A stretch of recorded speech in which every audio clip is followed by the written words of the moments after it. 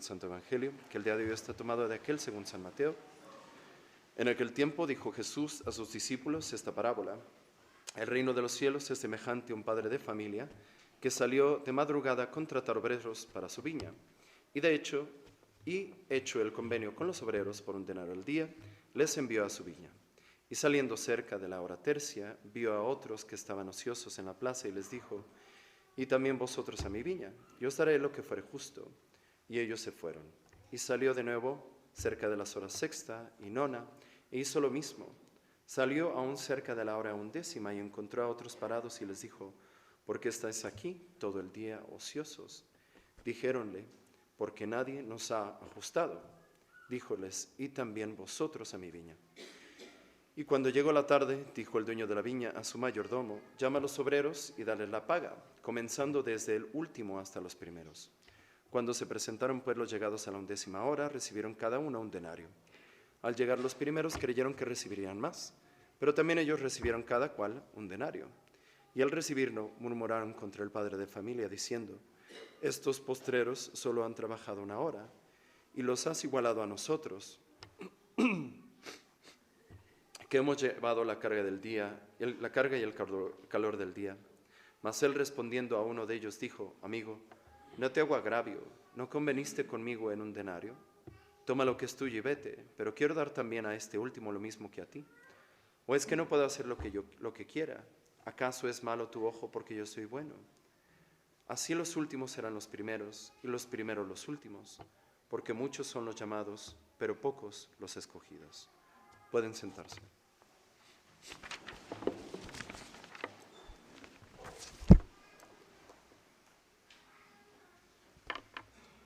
En nombre del Padre, del Hijo y del Espíritu Santo. Amén.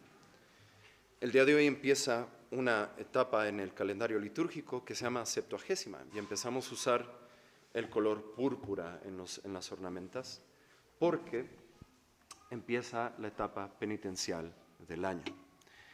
De Septuagésima hasta el inicio de la Cuaresma es como un calentar motores para la Cuaresma. Entonces, a partir de hoy ya tienen que empezar a hacer alguna penitencia, empezar a intensificar su vida de oración, etcétera, etcétera, ¿no?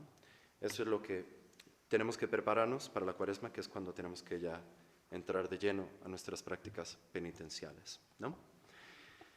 Ahora, la epístola y el Evangelio del día de hoy, en general, nos invitan a trabajar técnicamente en la viña del Señor. Para algunos, trabajar en la viña del Señor es un llamado sublime al sacerdocio o a la vida religiosa. Imagínense qué alegría de alguien que después de buscar y buscar y buscar su lugar en el mundo, él no encuentra a nadie sino es el mismo Jesucristo quien sale al encuentro de esta persona y lo invita no a trabajar para él, sino a ser parte de su familia. Eso es lo que pasa con alguien que se hace religioso o sacerdote. Caso contrario, imaginen la desdicha de las personas que, habiendo sido invitados al círculo más íntimo de nuestro Señor, rechazan esa invitación. Estos jóvenes no podrán decir: nadie nos ha contratado.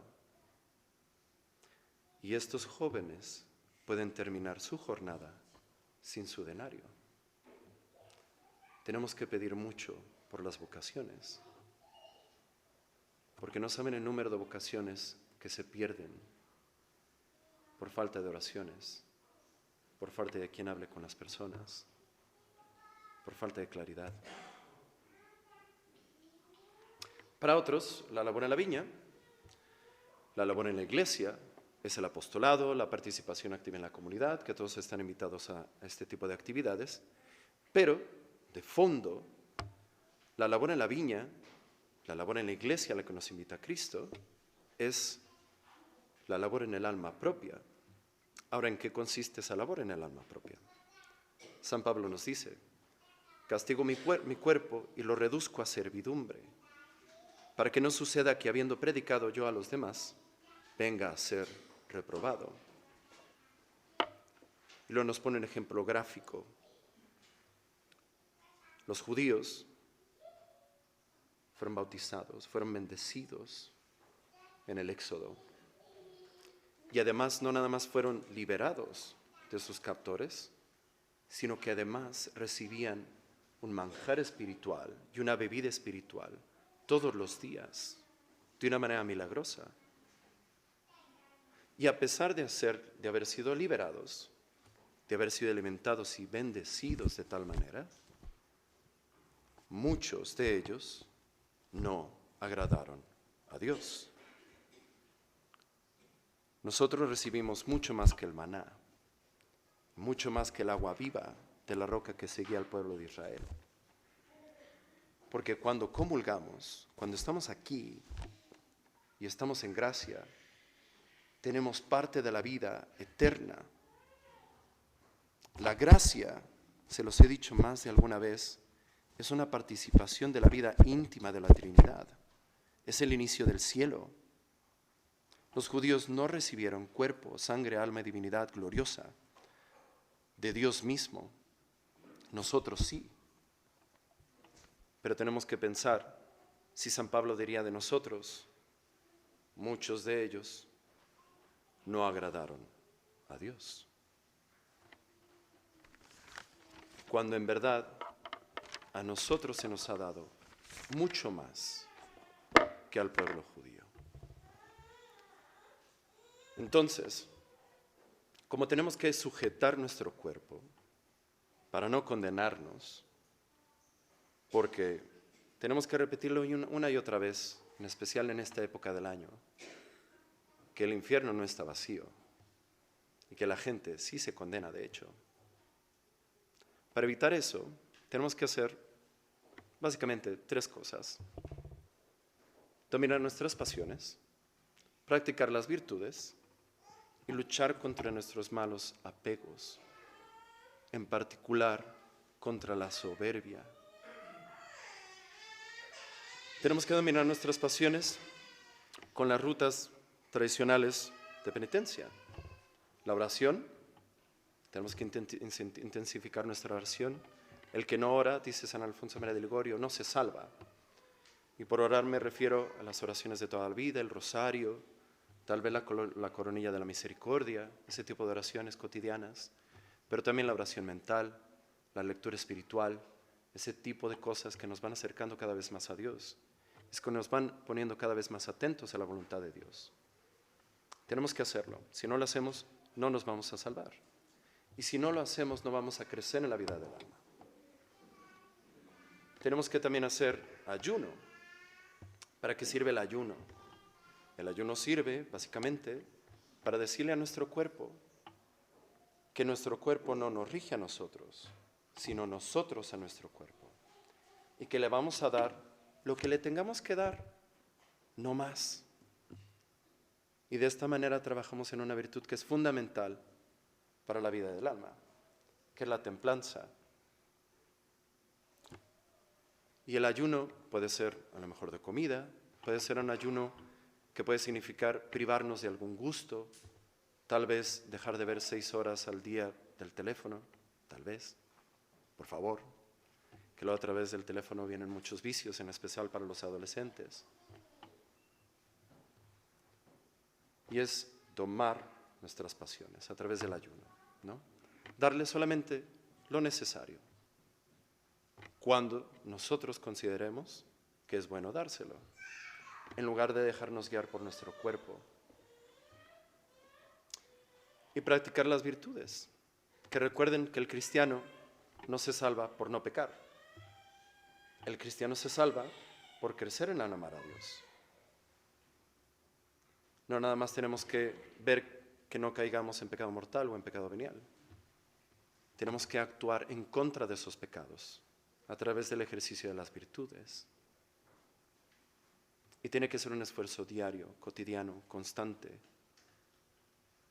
Porque, como dice San Pedro, Satanás es un león viendo a quién devorar.